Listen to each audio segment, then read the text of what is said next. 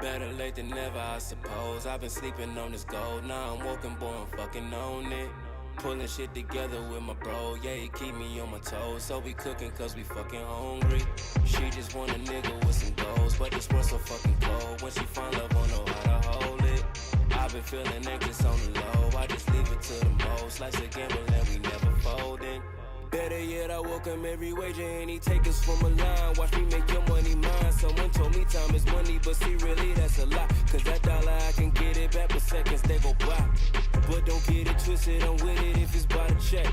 I need compensation and all deposits come direct. Baby needed some shoes, lady need a right house, but I ain't counting the seconds, I'm just making it count. I woke up and decided to let them talk and I'ma be about it. And through it all, girl, I'ma be a rider for you. That's why I'm out here trying to change a dollar to two. And for the record, it's way more deep than what you expected. I'm playing chess when they saying king me, I'm yelling check me. I'm moving with a purpose and it's such a blessing. And in the end, it's worth it cause there's no regretting.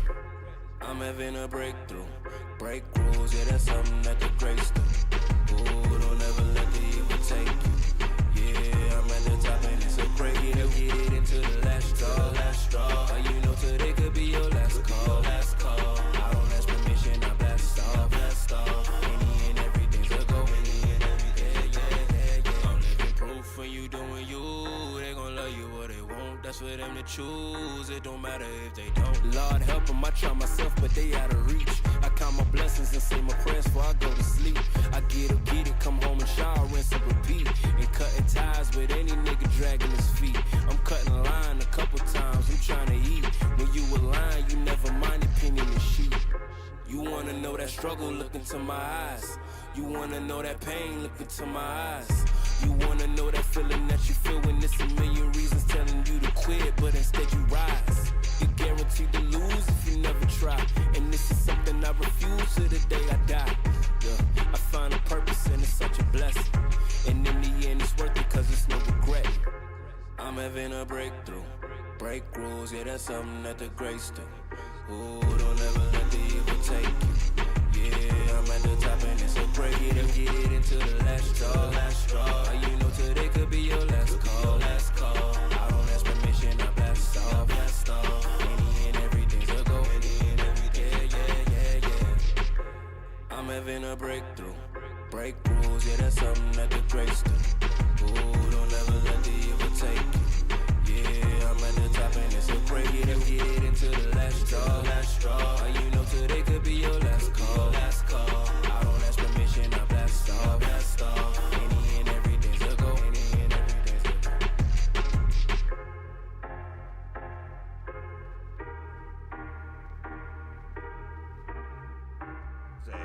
Good afternoon, everybody. Welcome to a Hump Day Wednesday here at the Uninformed Fan. My name is Tyson, here to host you along the way. My good friend Jeffrey over there. We're here to break down Monday Night Football, preview Thursday Night Football. We're getting into MLB postseason odds. And go USA, the RYDER Cup starts on Friday. What a week of sports. Hopefully, it's better than the Chicago sports have been. Jeffrey back with his Florida State gear on a random Wednesday. No college involved whatsoever, but he's still sporting it. Jeff, how are we doing today? Obviously, we're riding high here with the Florida State gear on again today. So I need a haircut. Full disclosure, I need to go get a haircut, and I've been lazy and haven't gone and got one. And so until I get one, I need to wear a hat. Well, most of the hats that I have are pretty much Florida State hats. And it's a little chilly. We got the air conditioning fixed. So my damper system is now working where the upstairs will get the same amount of AC as the downstairs. And so it's a little chilly up here. And so I need a hoodie. And most of my hoodies are Florida State hoodies. So I do apologize. Can I also point out something just real What's quick? up? Just something that, has crossed my mind every once in a while is your Tampa Bay Bucs picture has gotten more crooked. It's got more crooked. Every time I fix it, it goes right back to where it was. Well, maybe it's a hanging error. Probably. I will tell you though, in the man cave here, we have an alley over here, and when some of the bigger trucks and stuff come, it actually vibrates. So maybe you just have a little bit of vibration, seismic activity. Could be. I mean, also, this is a shared space with my children, as you can potentially see. Really? So really, this isn't all you? There's definitely a factor of this might be, touched here and there by something going on. Not just an angel. But. Good morning, TJ. Good morning, Justice. Thanks for jumping in today. It is not Lead Pipe Wednesdays. I don't know what happened over there. Somebody had. I got some look ahead lines that I It's definitely not Lead Pipe though. Swing to. I'm pretty sure that's trademarked. That we'll talk about. But whatever. I know you wanted to talk about something that I do. I do. I did a disservice here to my Florida Gators. Unfortunately, we talked a little bit about the Florida Gators and how they struggled a little bit against. Charlotte. I'm sorry, I'm just switching something right here. The Charlotte 49ers here, but I did a complete disservice here by not acknowledging the absolute catch of the year by Ricky Pearsall. And if you haven't seen this, what an amazing catch. What an amazing catch. My co-host over here has some seriously hot takes for this. And I don't think this is going to be the most garbage analytical view that you've ever seen. Can I finish my statement first? Do you have can I finish? Show them? Can I finish my statement first? Actually, I don't know if I do or not. Actually, you know what? I'll just show it on the actual picture, the picture that I sent. Good. So let me just go out and say that this man, Ricky Pearsall, where's it at? Did you delete it off the group chat just so I wouldn't talk about it? No. I can't find it.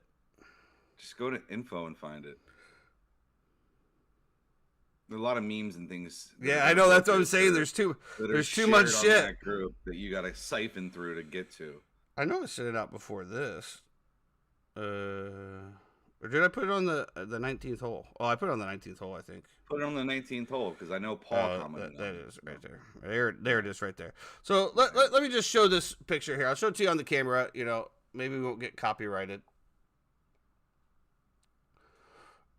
Still not very clear, but you can get the gist of that, right? Oh, there it is. Yeah, there it is. Look at that catch right there. Look at that catch. Not only does he make that catch, he gets sandwiched between two people, holds on to the ball for an amazing first down. Now, to me, this was the catch of the year. Going behind, reaching up with one, the only way that he could have caught that ball. There's no way you can go up with two hands. Gets smashed. Obviously, it's on SportsCenter. Number one play of the day. I think it's going to be the catch of the year. I get on. I said, I did a little disservice to my Gators. I got to give this guy props for this catch of the year. And my friend Jeffrey comes over here and gives his bullshit argument, which you're going to hear right now. And to me, this is just absolutely one of the worst takes in sports, but I can't wait for him to share it to you and then let you guys make your own decision here. So Jeff, tell me why this is not the catch of the year and how this was planned. Yeah, that's exactly why I think it was planned. Listen, it's a great catch, but if you watch the way he goes up, he's running a seam route. It's in the very beginning of the game. He sees the opening there. Not the quarterback, or whatever. It wasn't the end of the game. I'll tell you that. It was in the middle of the game. Okay, whatever. He sees the opening right there on the seam route. Mertz throws him the ball. He intentionally goes up with one hand. We see this catch done in pregame all the time.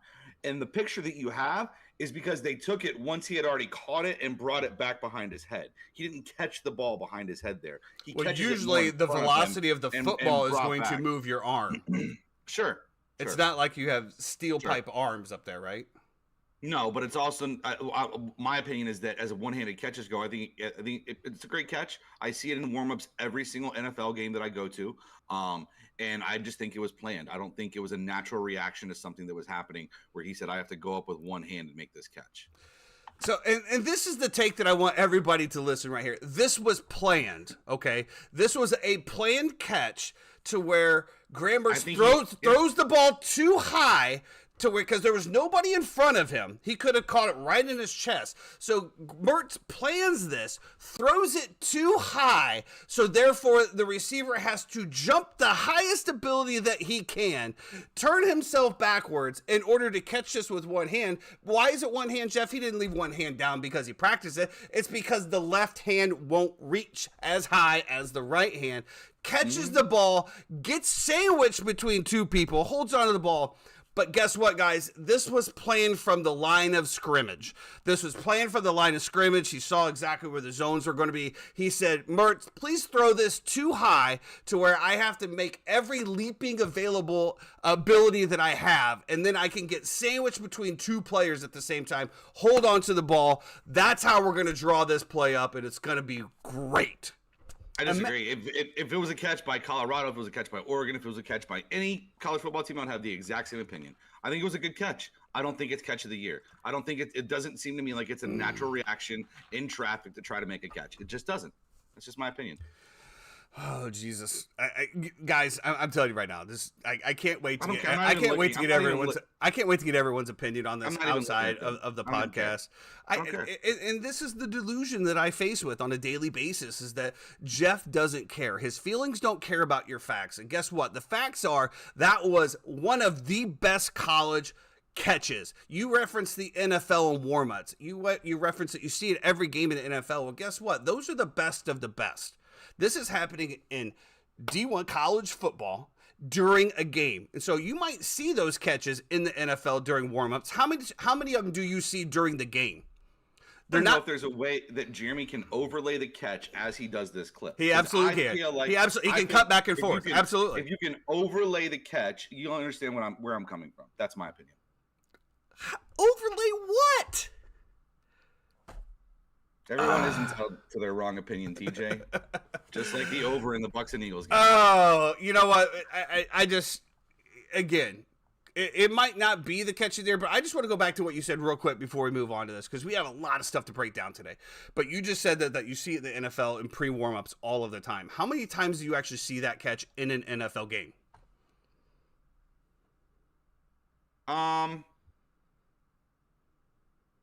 None. Well, do you know why? Probably because the quarterback puts the ball where it's supposed to be. I don't. I just think they're faster defenders in the NFL. You're not playing Charlotte if you're the Florida Gators and a less superior team where you can do things like this and world star people. Well, wouldn't that be an advocate for why the ball should have just been thrown at his chest versus being thrown 8 feet in the air? You're playing Charlotte. You can mess around a little bit. Okay. Well, again, shout out to Ricky Pearsall. I think it's going to be definitely. He might win an ESPY for that one. I think it's what's going to happen. He's going to win an ESPY for greatest catch of the college football year, right there, regardless of who it is. Jeremy, would you like to chime in on this real quick before we move on? Let's get to 3 times. Maybe the 3-time here could be an actual impartial jury here. Together. Would you like to jump in on this, Jay?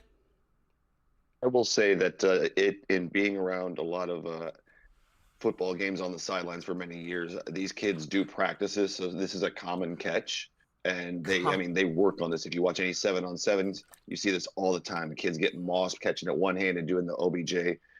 It's actually easier to catch it with those gloves that they have because the ball just sticks to it. If he caught it barehanded, then I would have said catch of the year, catch, top 5 catch of all time in college football. The absolute dick riding that you have for Jeffrey is absolutely amazing. Everyone wears the gloves. There's nobody when OBJ made his catch on the sidelines, nobody said, well, if he would have caught it barehanded, I would have been more impressed. Of course they catch the impossible catches, but you have to do it in gameplay. I don't know. I'm done with both of you. I can't wait to see the edit off this. I really cannot. You guys have got me fired up. I'm getting ready to talk about how my Cubs suck. You guys got me on tilt. Let's move on. Let's talk about Monday Night Football, and the fact that the Bucs have absolutely zero run game. How about that? Let's talk about that. So the Philadelphia Eagles come into Raymond James Stadium and completely handle the Bucs. It was pretty much a domination from the beginning. Baker Mayfield looked a little off. I think we kind of saw a little bit of the Baker that we thought we were going to see, that we didn't see for the first couple games. However, I did think that the Bucs had every chance to win this game. Mike Evans have a couple key drops to start with, then comes back and just absolutely just makes a great catch. If he didn't have gloves on, I probably would have thought it would have been a better catch. But unfortunately, he had gloves on, so, I can't give him the props that he deserves. But do you think the Mike Evans catch was better or the Ricky Pearsall catch?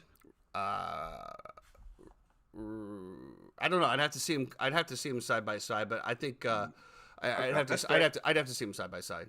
That's fair. That's fair. But yeah, I just want to say this about Mike Evans, man.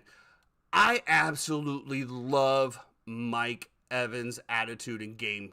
I just absolutely love it. When he drops a pass that he knows he should have made, he just gets up, he runs back. He makes an absolutely outstanding catch. He gets up, he just runs right back to the huddle.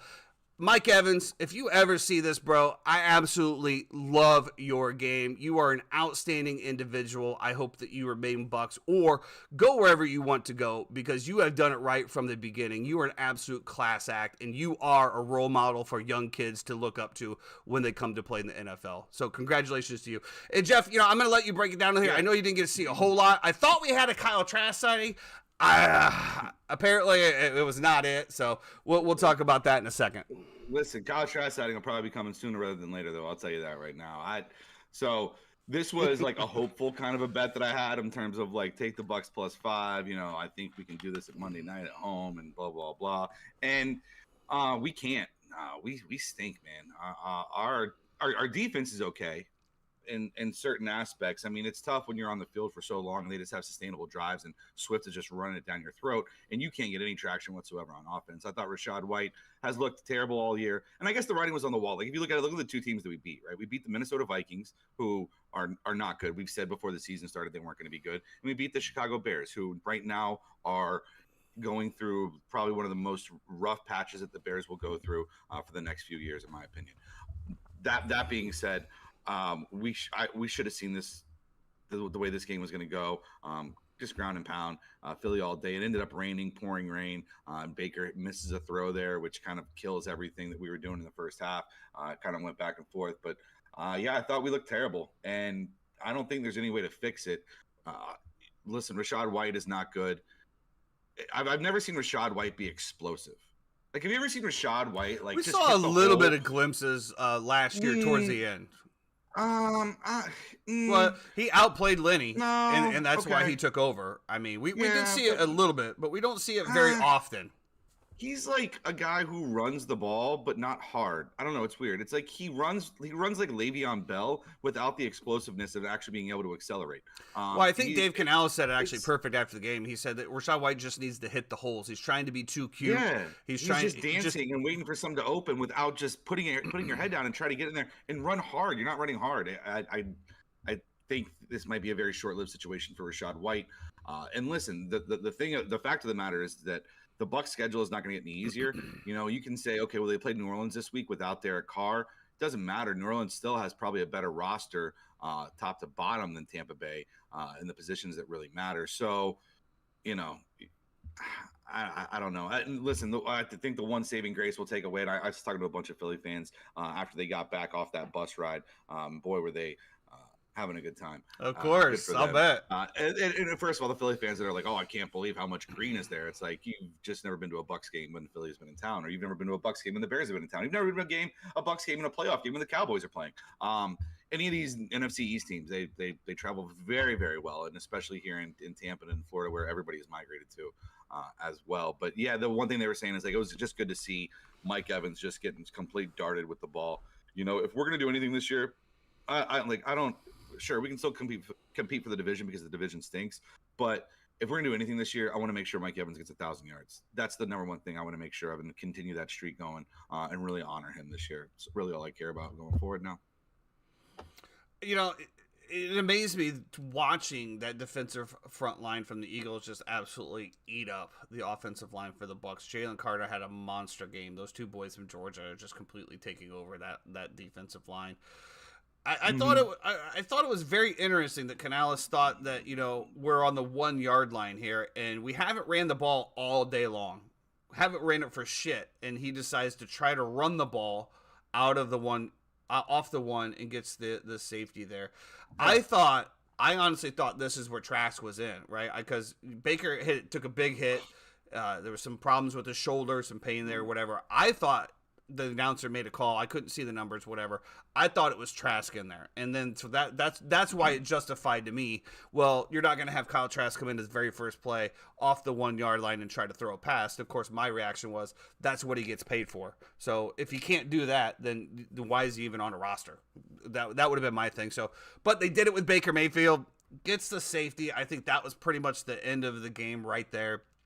Kind of just solidified this isn't going our way. Like you said, it was a rainy night. I think that you started to see a little bit of the struggles that we're going to see from Baker Mayfield that we've seen throughout his career in relative to be able to see the field over the 6'6", 6'8" linemen that continue to be in his face. I think that's just going to be an issue. We'll see what happens. Baker obviously played good the first 2 games. He won over the Bucs Nation. We know how fast the fan base can turn. We'll see what happens. Like you said, you got the Saints. You got Jameis Winston. This just doesn't. This doesn't feel like a good game where Jameis comes back and beats the arch enemy from where he used to play.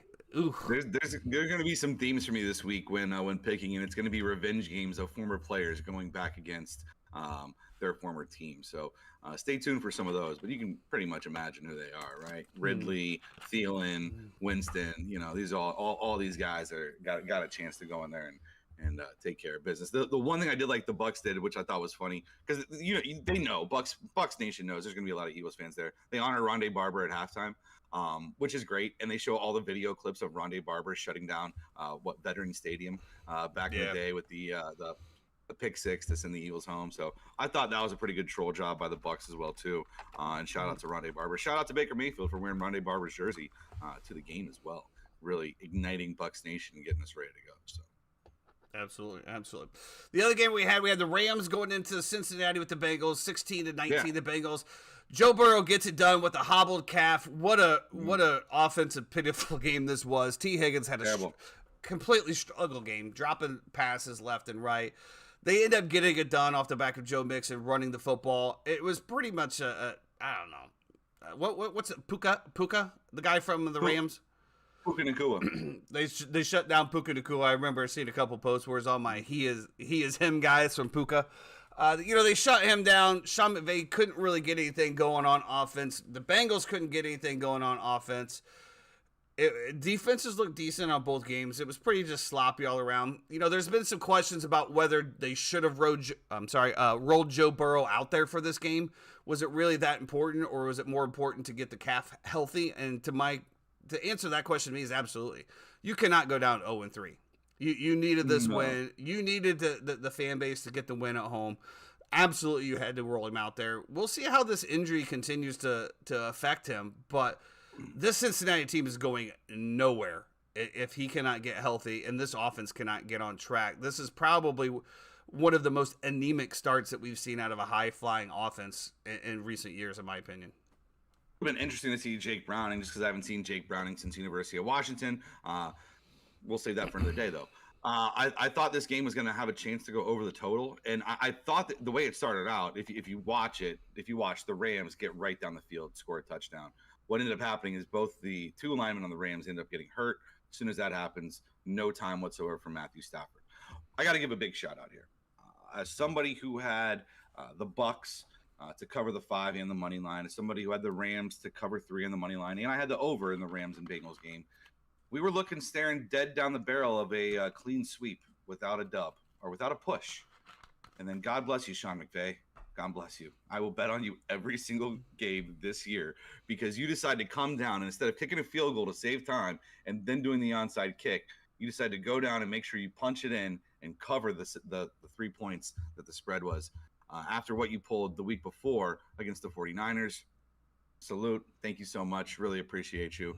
From all bettors here, you have our hearts. So thank you very much for that. I think the Puka Nacua thing will still continue to be a thing.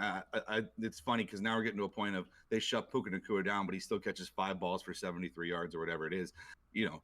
A lot better than a lot of your other star wide receivers have been doing. Now, your worry about Joe Burrow and T. Higgins, I think, is going to be absolutely fine. If you look at it, the same problem is going to rear its head for the Tennessee Titans this coming week, which is that you have injuries on your offensive line. You have a good defensive line for the Bengals.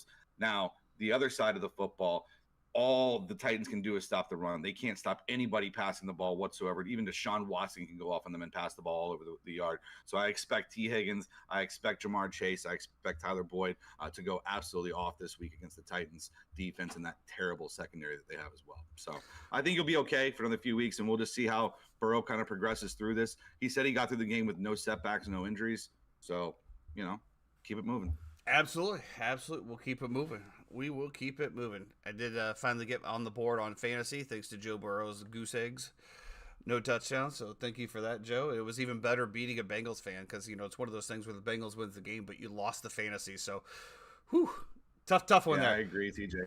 That's another thing, too, is like if somebody is struggling in your league right now and they have Cooper Kupp sitting on their bench, and let's say you're 3-0, let's say you're 2-1, let's say your team's looking good, you're stacking up well, you got a little bit of depth somewhere. I am 100% reaching out to whoever that owner is about Cooper Kupp. Because Cooper Kupp will be back, so hopefully, God willing, after week 6, and then we'll kind of see what happens from there. The other thing to monitor is going to be the Jonathan Taylor news. This week, he's eligible to come back off the PUP after this week. So let's see if the trade speculation and different things with Jonathan Taylor ramp up a little bit as well, too. But he could be a target as well, depending on the situation that he falls into. So before this, obviously, I said that my intel had him going to Miami. Could you imagine if he ends up on Miami?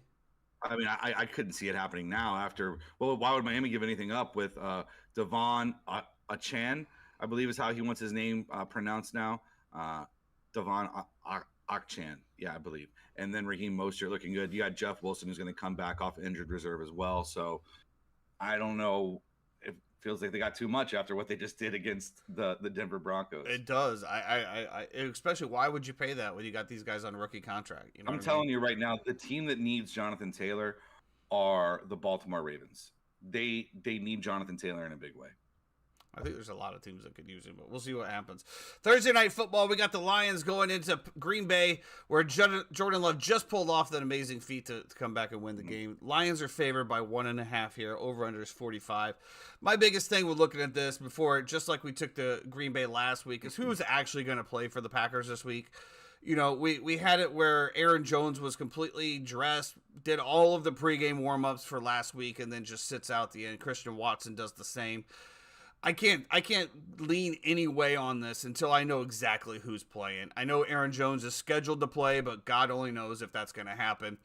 If all of these people play, I would still take the Lions here. I think that the Lions got back on track after last week. I think that the Green Bay Packers are riding a little high after that win, after that comeback win, which they shouldn't have won, but, whatever, prevents nobody.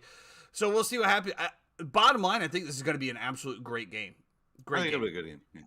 I already jumped on the Packers plus the 1.5 or 2, whatever it was I got. I think it was 1.5. I already jumped on that with the anticipation that Christian Watson, Jair Alexander, and Aaron Jones will play in this Thursday night game, and that they were benched because they were just trying to give them a little bit of extra time to rest before they had this quick turnaround. So for me, I think there's value there because I think the line could move if they're all announced back. You can see that shift the completely other way at kickoff.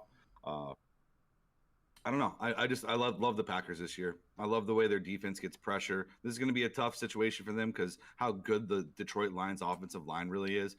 But at the same time, what weapons do the Lions have? I think this could be a really good Jahmyr Gibbs game. I thought there was glimpses of running from the New Orleans Saints against the Packers last week. So let's see if that trend continues and if it's something to be worried about on the Packers defense. Justice bringing in a good weather. Why not the Tampa Bay Bucs going for Jonathan Taylor?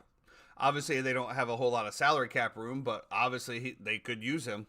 Right. And when we say no salary cap room, we say like none. And also, like, what are you giving up for a 1-year rental when I don't think they are really going to commit or re-sign Jonathan Taylor? And it's not like we're going all in to win a Super Bowl this year. We're not. Whatever we say, we're not going. We have not pushed our chips to the table because of the way we've treated the quarterback position to say that we're going all in to win a Super Bowl. Now, we've showed that we're not going to give up and we're not going to be bottom of the barrel by bringing back everybody that we did, but we're not all in here. So I would not expect to see Jonathan Taylor in Tampa at all. I would expect them to just play Rashad White out and then kind of move on. I don't know. The Tucker kid too, the backup. I like the way he runs the ball sometimes. I think it'd be interesting. We'll see what Stevenson has to offer as well. We only seen him for a couple brief plays so far. He got a few yards. Stevenson? The rookie running back? You talking about Tucker? For the Tampa Bay Buccaneers? Do you not know who that is? Nope, don't. Wow, really? Let me. I just don't want to make sure I mispronounce his name here. I think it's Sean Tucker. Yep, Sean Tucker. It's literally what I just said, like that's 3 times in. That's not who I meant. I don't fucking know. I'm moving on. Clip it, Jeremy.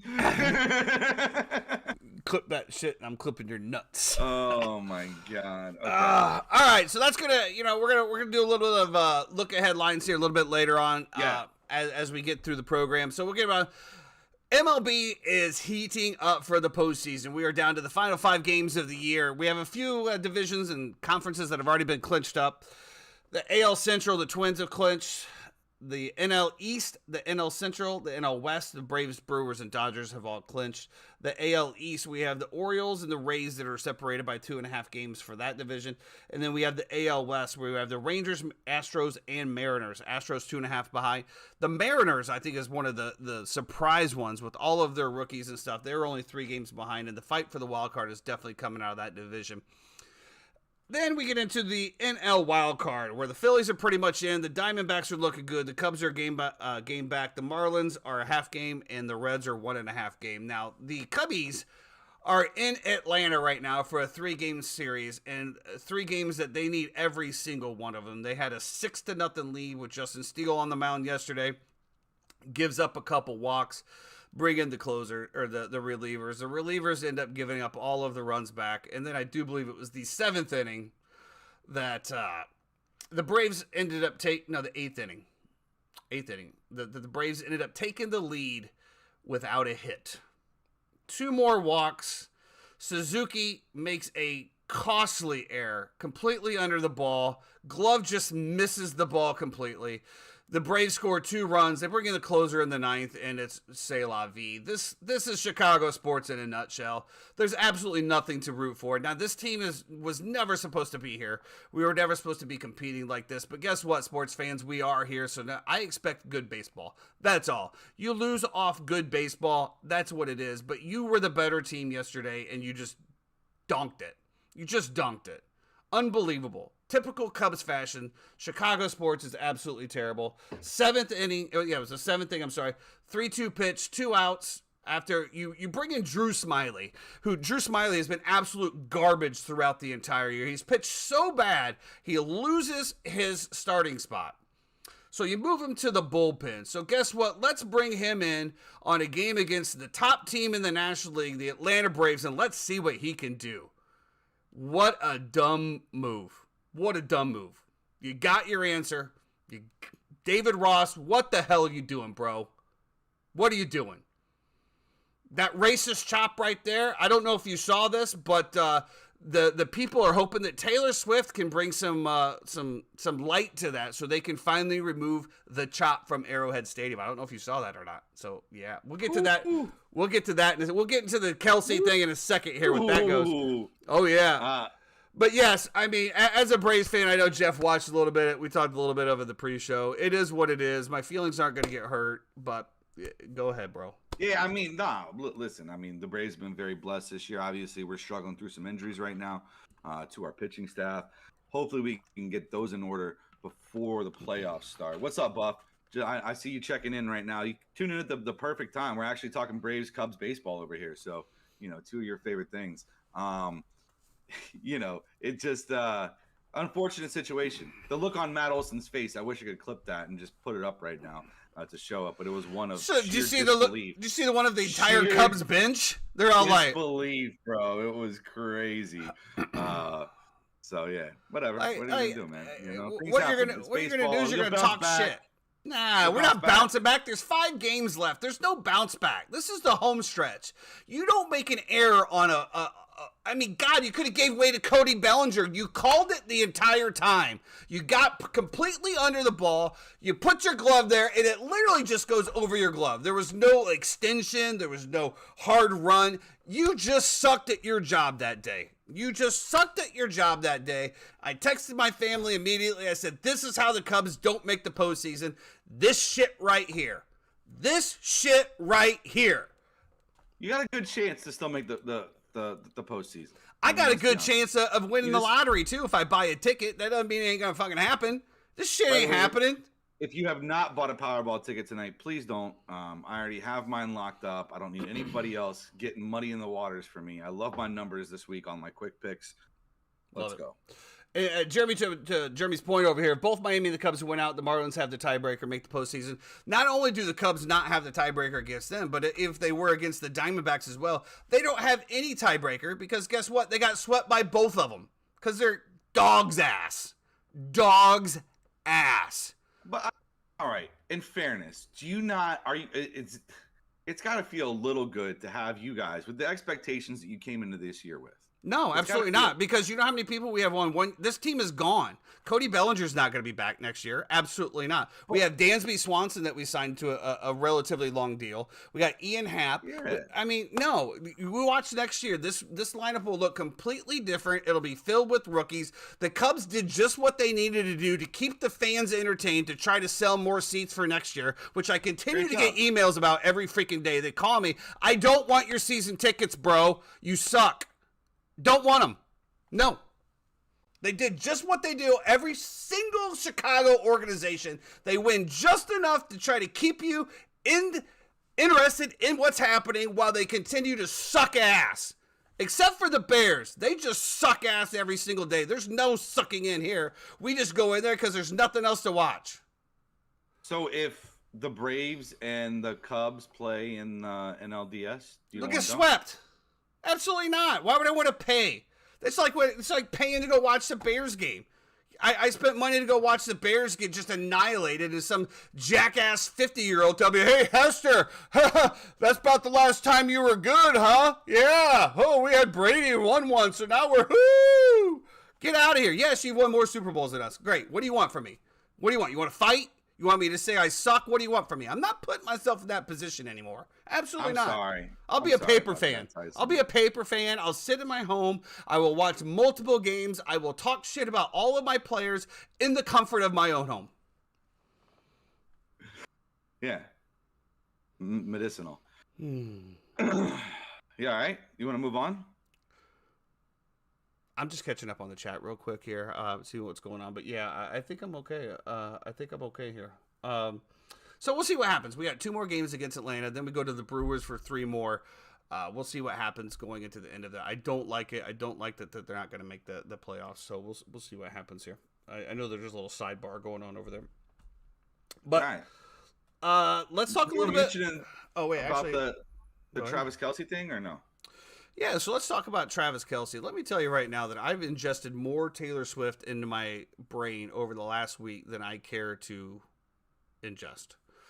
I feel like I'm absolutely just overloaded with Taylor Swift. The fact that they continue to cut to her and she act like, you know, that they had been together for 25 years, that she's banging on the glass, and that, you know, apparently she had a cheat sheet in the suite to figure out what exactly football was and when to cheer and things of this nature, who was out there. That's bullshit. I've seen the paper. It was in the suite. I've seen the paper. Maybe her friend. She's an Eagles fan. She's an Eagles fan. Okay. Like, she's made songs about the Philadelphia Eagles. I highly doubt. I know many people that are fans of teams that have no idea how the sport works. I think that you know that as well. Okay. There's many fans out there that have no idea how the sport works. Right. But do those fans write songs about the Philadelphia Eagles? Yeah. I don't know. How many people do you know that is like the biggest pop star in the world? How many people do you know? Exactly. So what are you comparing it to? It's like saying that Ricky Pearsall's catch was absolutely planned. That's just how it sounds. Like, come on, what are we talking about here? Started the podcast with this. And listen, some interesting numbers about the Taylor Swift Travis Kelce thing. And if you don't know the background of it, basically Kelce came out, said on his podcast, you know, that he wanted to give a friendship bracelet to Taylor Swift at her concert with his phone number on it. He said this on the podcast, but he said when he tried to go meet her, that she unfortunately does not talk to fans before or after shows because of the 44 songs that she sings when she's at her shows, so on and so forth. So he said this, put this out into the ether. Long story short, they end up communicating back and forth. He says, listen, you got to come check out a game at Arrowhead, and hopefully I can rock Arrowhead the way that you rocked it when you were here. She says, yeah, I'd love to come check out a game. She comes to a game. Now, after the game, he does end up buying out one of the trendiest restaurants in all of Kansas City for her friends, and for the entire team to go to and hang out at afterwards. So rumors can swirl from there. We saw them arriving and leaving together from the party as well. But here's a few fun facts that we have about what has gone on since this whole situation has occurred. Since she showed up to Sunday's Chiefs-Bears games, a 400% spike in Travis Kelce jersey sales. Did you know that before this, Jason Kelce was and he said this on a podcast, so I'm assuming it's true, but he said that Jason Kelce was the most bought jersey by female fans out there, his brother. Anyway, the center is the sex symbol is wild to me. Love to know where we get the analytics for that. Well, that's just what Travis Kelce said on the podcast to Jason Kelce's wife. And Jason Kelce's wife was like, yes, I know it's ridiculous, the amount of love and support and the way everybody it's crazy. His podcast is now number 1 overall on Apple. He had 383,000 Instagram followers, 24.3 million viewers watched. It was the number 1 game this week. There's a 63% jump in female viewers from ages 18 to 49, and 3 times the increase in Chiefs searches on the web, 3 times the increase in Chiefs sales on StubHub, and the Chiefs have sold more tickets in a single day since the start of the season. Now, this all comes, right? This is all great. You think it's all swimmingly and great. But what were you saying, the story behind this about how now the Swifties are trying to get rid of the tomahawk chop in Kansas City because it's racist, correct? First of all, no. So it came out that they are hoping that Taylor Swift will hear their side of it and use her influence to remove the chop out of Arrowhead Stadium.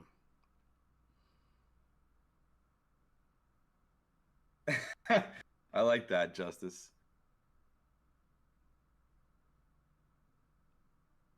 Yes, I think if we date Taylor Swift, it'll get more viewers.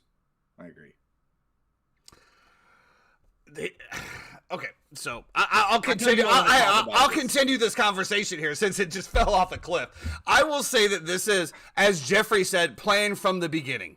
Just like Ricky Pearsall's catch was planned at the line of scrimmage, this was planned on from the beginning by Travis Kelce. This was a way to boost his brand, boost his visibility, boost the Chiefs' visibility, and just literally boost everything. I think that this will be something that fades away after a few months. I can't wait for the song to come out from Taylor Swift. When you see these two, I could be completely wrong. They just look like absolute polar opposites. They just don't look like they gel together. I don't know. Whatever. I'm all for everyone being happy. I'm being forced to talk about this, so this is what I'm doing. I'm giving my opinion on the situation. I hope that Travis and Taylor are very, very happy. I just don't see it. It looks awkward to me. It looks, I don't know. I did like the video of Taylor Swift being smuggled out of the suite in a popcorn vending machine. I did like that. That was pretty cool. With a popcorn on top, the huge bag of popcorn on top of the thing. And the lady's like, that's Taylor right there. I know it's her. I know you're in there. Blah, blah, blah. And I'm like, okay. But like, if it is Taylor in there, why is there one lady pushing this thing around? Because if you had 3 or 4 surrounding it, then it would be obvious that she's in there. My biggest question is, people, get a fucking life. All right? It's a human being. What are you going to do? What are you going to do? I'm going to stand outside of a suite and say, hi, Taylor. Hi, Taylor. Can I get a picture? Get a fucking life. How about that? Go enjoy the game. Go do something else. Go have a beer. Go do something else. Leave people alone. My God, I can't. Ugh. It just brings a circus to football that doesn't need to be there. The game was more about Taylor Swift than it was the game. Now, granted, there wasn't shit going on the field. I'll tell you that, because the Chicago Bears didn't show up because they're absolute garbage. So that game, and I said this on Monday, I blame this whole thing on the Chicago Bears because you gave them nothing to talk about the game. So therefore, everything was all about Taylor Swift. You did this, Chicago. You did this, Chicago. She was pretty visible out there, banging on the glass, going crazy. And, she wasn't trying to do this, right? You see some celebrities that don't want to take, the spotlight off of what's going on. They sit in the back, right? They sit in the back. They're minding their own business. They're not trying to draw attention to themselves. They're just there to enjoy what's going on, to support their family member or their friend or relative or whatever. No, not this one, brah. Not this one.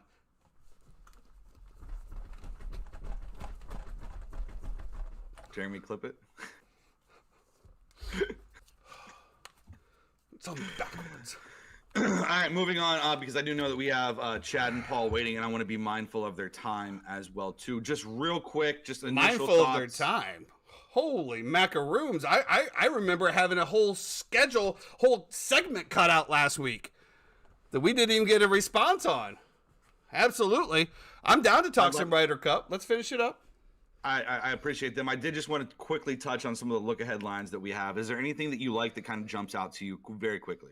Why don't you jump out to your look-ahead lines? I mean, yeah, we have like, time here. It's going to be a very right short now gap for me, and just very, very quickly, what I like looking ahead, Jacksonville. Listen, I understand they've struggled lately, but this is basically, I know it's not a home game because it's 9 o'clock in London, but when you play in London every year, you get more and more used to the travel, more and more used to the way everything is. This is definitely a Ridley kind of revenge game for him as well, too. Give me that. I don't understand why the Dolphins are +2.5 here, +3 in some books, even plus money on the money line. I understand that they need to lose at some point, but the way that offense is humming right now, you can't tell me that they're not going to continue on to what they were just doing. And listen, Josh, I think Allen, this goes back again. I know you're getting ready to say this. I think this just goes back to your bias of Buffalo right now, bro. Yeah, maybe. I definitely think that. I think the over might be something to look at. Of course, 53.5. I think it's going to be an absolute shootout. I do like the Carolina Panthers for looking at a +3.5 at home. Obviously, Kirk Cousins has a tendency to turn the ball over here in certain situations. I know that it's Andy Dalton. I still think that they can run the ball here. Adam Thielen gets back right. +3.5. I love the hook that you're getting there as well, too. I like that one. Cleveland Browns -2.5 against the Baltimore Ravens. I still think that this Baltimore team is just so banged up and so injury prone. This Cleveland defense is actually for real. I don't think it'll be a big Deshaun Watson game. It's like a muddy game kind of back and forth, but still, I think the 2.5 will definitely come into play here. The only weird thing is this AFC North games always have a weird number somewhere in them where, you know, this could be the same thing that we saw with the Packers last week, where the Packers end up winning, but they only win by 1, and we have it at 2, and unfortunately we lose there. Other than that, the only thing that I absolutely love, well, I guess two things that I do like. The Bengals -2.5. I do still think they get it done just because they're the secondary, the Tennessee Titans, is so bad. And I do think if this line stays at -3, a circa pick for us, New Orleans Saints over the Tampa Bay Buccaneers. I got to take my fandom out of it here for a moment and just tell you that I think that New Orleans has a better roster than Tampa Bay right now. I think Baker Mayfield is kind of declining a little bit. This is a divisional game. They always play us like crazy over there in New Orleans. Mike Evans and Marshawn Lattimore is always going to continue to be a thing as well, too. So, listen, play it at your own risk, but I do think New Orleans -3 here is probably a really good lock of the week. Well, I will say I'm very interested in the Bucs Saints. I definitely don't think it's a lock of the week. I think it's going to be a good game. As you said, going into New Orleans, it's always a very, very hostile environment. They're always pumped up for this game. I think this is a game where we actually see which Baker Mayfield we have. And for that reason and that reason only, I would think it would probably want to stay away from. Are we going to see the Baker Mayfield that, did very well against the Vikings and the Bears? Or are we going to see the Baker Mayfield that struggled a little bit with a better defense on the Eagles? I think that's just a little bit more out. As far as the Bears Broncos go, I think that's going to be the least watched game of the week, unless you're a Broncos Bears fan. I think that's the only one that you're going to. Some of the lines that I'm going to be looking at, I'm going to be looking at the Houston Texans +3 at home against the Pittsburgh Steelers. We saw the Steelers come back a little bit against the Las Vegas Raiders, but they definitely didn't play to win. They didn't play good enough to win. The Raiders are just that bad. Go ahead. Real quick, Steelers are actually the luckiest team in football. When they have like these ratings on the luck standings in football, and Steelers are number 1 in terms of luckiest team in football so far. Just take that for whatever you will. Go ahead. Absolutely. Other than that, to your point, the Miami Dolphins Bills games again, it's 3 points. I think that's going to be one where we just don't really know what happens, but we'll look into that as well. I do like the Bengals -2 against the Titans, as you said, depending on Joe Burrow being able to get a little bit healthier. Obviously playing Monday night, then coming back Sunday. It's 1 day difference, but we'll see what happens. I think I am very interested to see about the 49ers as well. The Arizona Cardinals getting 14 points. I mean, they've covered every week so far. That they continue to play outside of their pay grade. It'll be something they'll see. Obviously, once we get into the circa lines on Thursday afternoon, we'll be able to hone in a little bit more. But those are going to be some of the look aheads that we have going into this week, and we'll see what happens. Chiefs Jets at 10. I mean, I don't hate that. You know what I mean? I think that's just a Zach Wilson line, man. I think that, you know, the betting public, everybody has lost not that they had confidence in Zach Wilson, but they're ready to just send him off to the woodshed. No, man. but that's what I'm saying. Like I like the Chiefs in that spot, -10 in New York. I don't care that it's in New York. I don't care. The Chiefs are gonna it's. I tell you that Chiefs defense was surprising to me. Obviously, again playing the Bears. They're good, but Chris Jones changes them. They're young. Sure. They're good. They're the second youngest defensive besides the Chicago Bears in the league, and they've played at a decent level the first 3 games. So I would be curious to see what happens. This could be one of those things where it's a 42.5 points, where you might see another Bears score of a 32-10 game, and it goes under. We'll see what the weather looks like. I'm rooting for Zach Wilson, man. I'm one of those guys. I love to go against the grain. You know, when everybody loved Tiger Woods, I hated him. And then after his little wreck with Elon and all this other stuff, whatever her name is, I love Tiger Woods now. I didn't like Zach Wilson coming out of the draft. I thought it was absolutely crazy to take him that high over the quarterbacks that they passed on. But now that everybody's dogging him, I'm rooting for him. I hope that he comes and plays a good game. I would love to see him succeed in New York. I would love to see it succeed. And the fact that Robert Saleh and the New York Jets aren't moving on from him tells me that they see something. I don't know what it is, but they do see something. But again, I think that offensive line is worse. Apparently, Matt Ryan's camp did reach out to them, and the Jets refused. And also, Colin Kaepernick is just banging at the door. Now he wants to be on the practice squad, which, I mean, that could be a whole segment by himself, but it just amazes to me that somebody that compared the NFL to slavery and that now wants to be back in the league and expects to be back in the league. But like I said, that could be a whole different story, so we'll see what happens there. But moving on, we got this weekend coming up, as we talked about. The RYDER Cup is in town. Yes, get your Zach Wilson memorabilia from Thomas Memorabilia. Got a couple rookie cards available, a couple other ones available.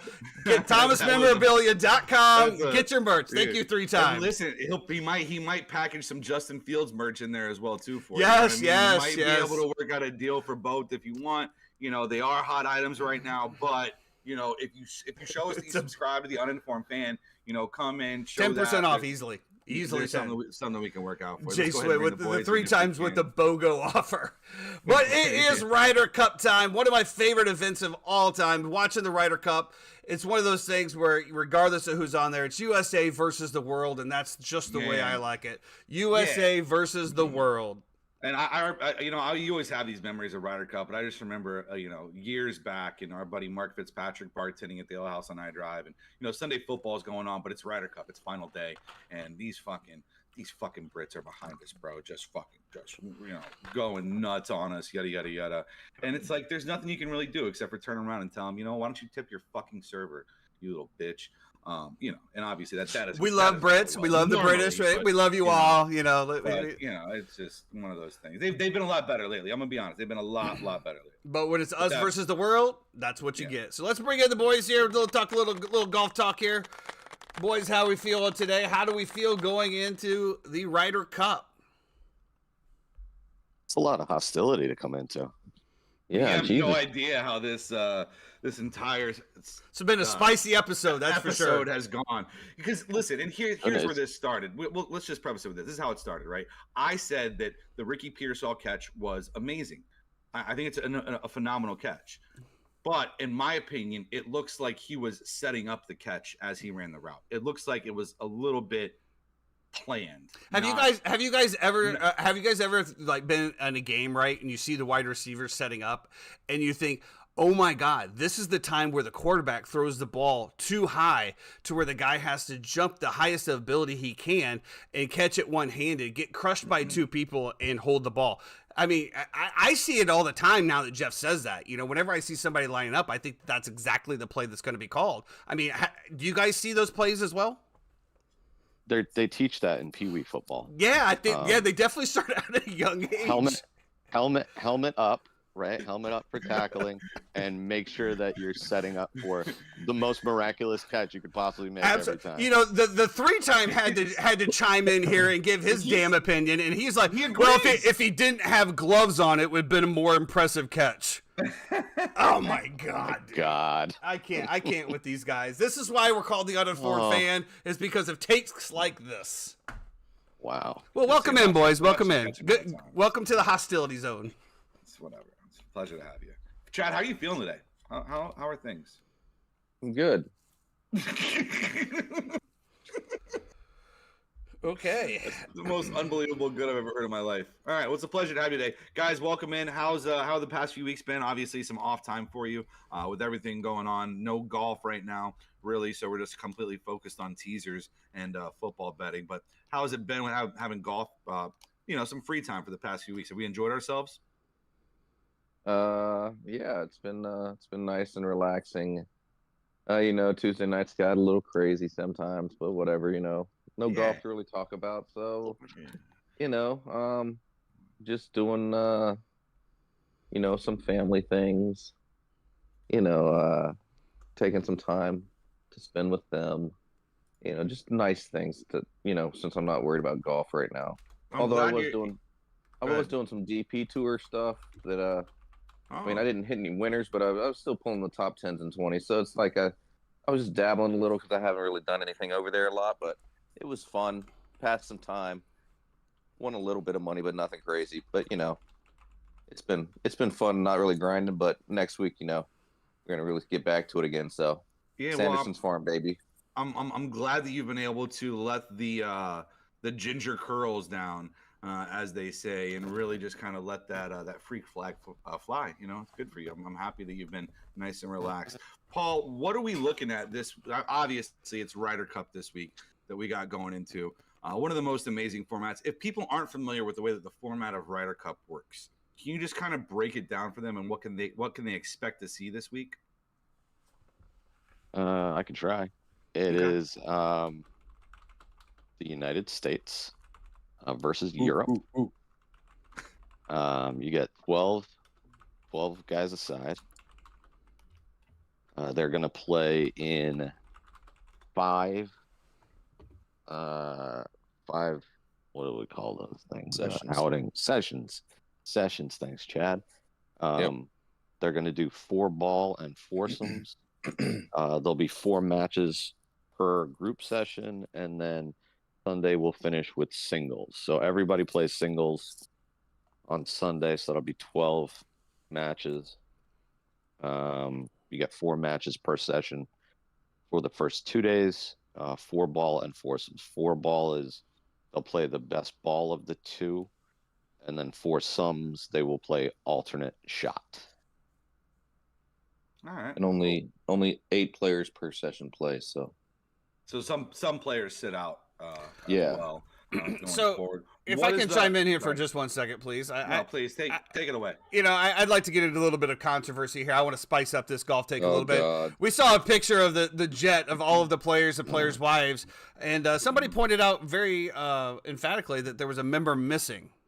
Do we have any insight of what was happening there, boys? Wait to get blown away. Jordan Spieth's wife had just given birth a few days before, so she I think he's stayed. talking about She Brooks stayed Koepka. back. Oh, He's talking about is Brooks that Koepka. who he's talking about? Yeah. Oh. Well, all I know don't Jordan had a remember us baby. referencing anyone's wife in the group chat.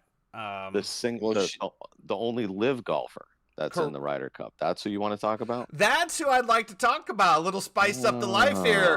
Where is Brooks Koepka in said picture? Why is he not on the plane? What happened here, boys? We're for Team USA and Team Camaraderie. Where's our last member at? Well, he's got that Saudi money, so he's got his own private jet that he flew in. Probably that's what my thought was. Do we know what day that was taken?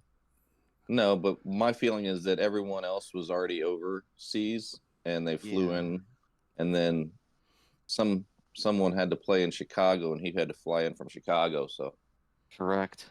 So that's what we're thinking. We're thinking that Brooks was just behind. He didn't take the initial flight with the rest of the team due to the fact that he was playing for blood money in Chicago. Oh Lord, correct. Isn't Brooks going through some personal stuff right now as well too? I don't know Brooks. Is that going to be on episode 8 of Full Swing? No, I thought Chad, were you the one telling me that he recently had a child, but the child was in ICU or NICU or whatever? That was definitely not me. I was worried about his mental capacity because of the haircut he got, but I have no idea about anything about any of that. Yeah, let's not get serious here at the end of the program, please. I thought it was one of you that were telling me that. Yeah, let's not go down this serious road. Let's stay on the road of comedy. Yeah, I don't know anything about that. The only baby I know about is Jordan's. They had a few days ago. And Jordan's baby's doing well. Yeah, well, as far as we know, I'm pretty sure because I don't think he'd have left if it wasn't. The baby was born Wonderful. 6 weeks early, according to the 3-time. Brooks's baby, correct? Brooks's baby? Yeah. You know, this is the information I get from the 3-time. Sometimes it's golden, sometimes it's, you know, it leaves a little to the imagination. It just says baby was born 6 weeks early. I don't know whose baby. Baby Crew was born 6 weeks early. Jake Maybe maybe cocaine was involved. I don't know. oh my god. What kind of crazy speculation are we? What are we doing? This cocaine. So Marco Simone, right? We're in What the Italy. fuck just happened here? Hey, what are we, Does Paul? Does What are cocaine speed up the process? I don't know. What are we looking at for what are we looking at in terms of the way the golf course is going to set up this week? In terms of length, in terms of I've seen some video of the rough and how deep that goes. So what are we really looking at right here in terms of how this course is going to play out this week?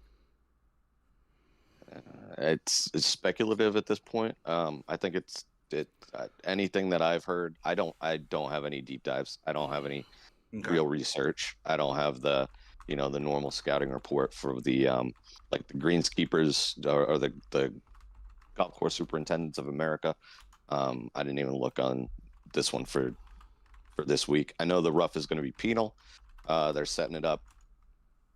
supposedly setting it up so that it's more of a fairways are tighter to kind of favor accuracy.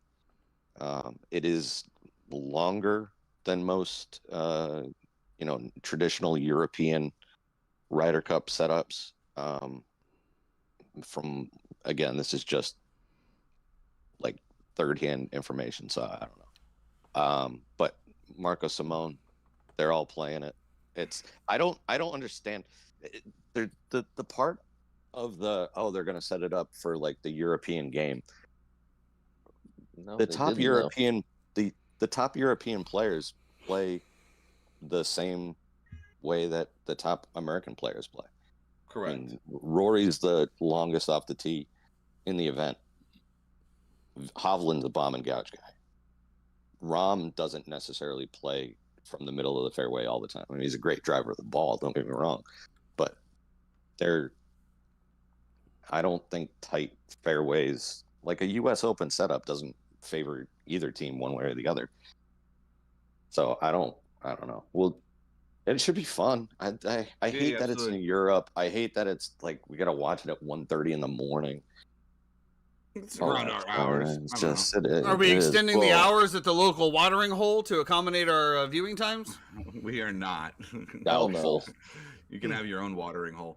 Chad, any bets that we like going into this week and this specific event? I feel like I see what you're doing. I feel like I see what you're doing here. Because of what we talked about the other day. But no, any props, any bets whatsoever? I mean, with it being Ryder Cup, it's pretty much USA versus Europe. I don't really like that bet because I don't want to be un-American and say that I think that Europe's going to win. But I feel like Europe's going to win because it's been 30 years since they've won. The Americans have won on European soil. So, I mean, there's a thing there, no matter who goes over there, because we've had a bunch of these same guys play there and still lose. Yeah. So, it's just a trend. But if you're looking at making some bets, if you have most points scored per player, I would go. The USA has an alpha team that should play at least 4 times, both of them. It'd be Xander and Patrick Cantlay. They're very good paired together. I think they've only lost 2 matches together that they've played total. So, and they've played a bunch of times. I think they've been in 3 Ryder Cups together. So they played at least 12. maybe 14 times. I think they only lost 2. Yeah, it might be a President's Cup mixed in there. Yeah, that might be what I'm thinking. But they definitely play well together. So if you want to get, I think Canley's 10-1, Shoffley's 12-1. If you just want to throw some money on to have some fun, I would do one of those 2 guys or both of them. Also for the European side, because obviously they're going to win some they're going to win some too. I think me and Paul, we're looking at Rom and Hovland are going to probably be paired together. That's what we're gathering as far as what we've seen. And I would take Hovland the way he's been playing lately. Because if the team wins, they both get a point, and then when they go to singles, I feel like the single Hovland's going to beat whoever he plays for the USA. So you want to get guys that are going to get the chance to play at least 4 out of the 5 sessions. Sometimes they'll play all 5, but they're talking about how demanding the walk is on this course that no one's probably going to play 5. So you want to get guys that have opportunity to get 4 points. And I feel like those 3 guys, 2 Americans and the 1 European, have the best shot at winning all 4 of their sessions that they would probably play in. Love that. And then you said too, if you think you can get Europe plus money at a book, that you're probably taking that, correct? Or is it just if you can get either team, either way plus money, you take it? It's pretty even right now. It's plus 105 to minus 105 right now. Yeah, it's not. You're not gonna, because they know. I mean, you're also. The tie is pretty lucrative. Yeah, plus 1,000. Yeah, but there hasn't been a tie in, I don't know how long. What happens? 3-time. Look that up. Then no one gets a trophy. No, if they do tie, then the current team that holds the cup retains the cup. No shit, huh? So that's kind of like a win for America. Yeah, that is a win for sure. Hey, Paul, anything that you like as well too? I mean, I know that we're kind of very minimal on things that we're able to bet in this situation. Do you kind of like what Chad is talking about, or do you have anything different? Yeah, I think if you're going to go for a long shot, I think Wyndham Clark is interesting. Hits the ball long and straight. Good iron player, can putt. He's number 10 in the world. I mean, sneaky good player. And I think you got him at somewhere around 18 or 20-1 in some places for top points. So will you guys do matchups throughout? Probably. Yeah, definitely. What I'll probably do, I mean, you got to wait because they can change the pairings. They can change them daily, so you don't really know what you're getting until like 45 minutes before tee off. All right. Well, let us know whatever you think. We'll try to get it out there on socials for people as well too.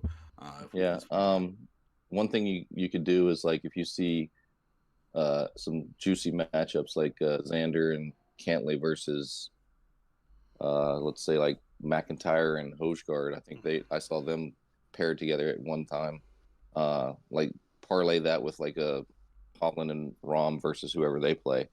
Like get like a little less than 2-1 on it, maybe have some fun with that. And then definitely when singles come out on Sunday, I'm gonna probably, when I see the matchups, go over those real quick and throw something together. Cool. All right. Well, anything else you guys got for us? I don't think yay, so. football's back. Yay, football's back. Absolutely. Love it. All right, boys, we appreciate you. We're going to let you go. Thank you for your time. We look forward to getting back here after the Ryder Cup when we get back in the swing of the PGA Tour. Good luck this week. Like I said, they throw out our bets. We're going to try to get them out there on social media for you guys as well, too, and let you know what they're on. GG's, boys. Thanks a lot for dropping in. Thanks, boys. Thanks, boys. Thank See you you. next week. Just to put a little bit of bow on the Ryder Cup, some information that we got from the 3-time. USA won 19-9 Whistling Straits in 2021, the worst defeat for Europe since 1979. Europe has not lost a home match since September of 1993.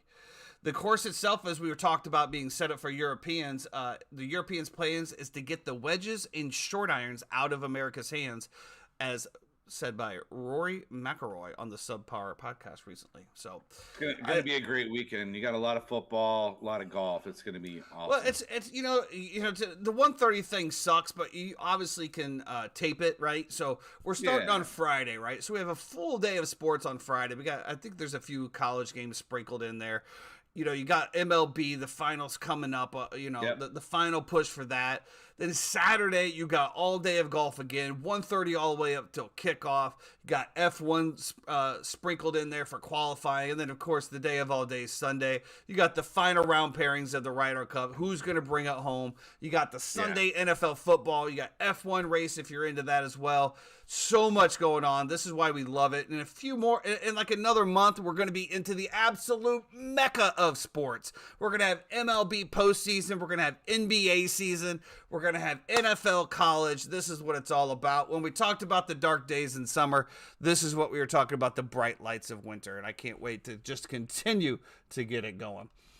Yeah, going to be great. Can't wait for it. I mean, do you have any other terrible takes for today, Jeff, or are we good for today? I'm out. That's good to hear. Everybody, thanks a lot for joining in today. We appreciate it. We will see you back here on Friday for a full breakdown of Thursday night football game. Actually, we'll have a little bit of the Ryder Cup in there as well, because some matches will be completed by the time we get there Friday. We'll have our look ahead into the weekends. We'll have our final, I don't know if you want to call it zone down as we're looking at for our circa picks. And then we'll, of course, release those on Saturday. So everybody, we'll see you then. Have a great week. Enjoy your hump day. And just remember to stay out of the left-hand lane. Be great.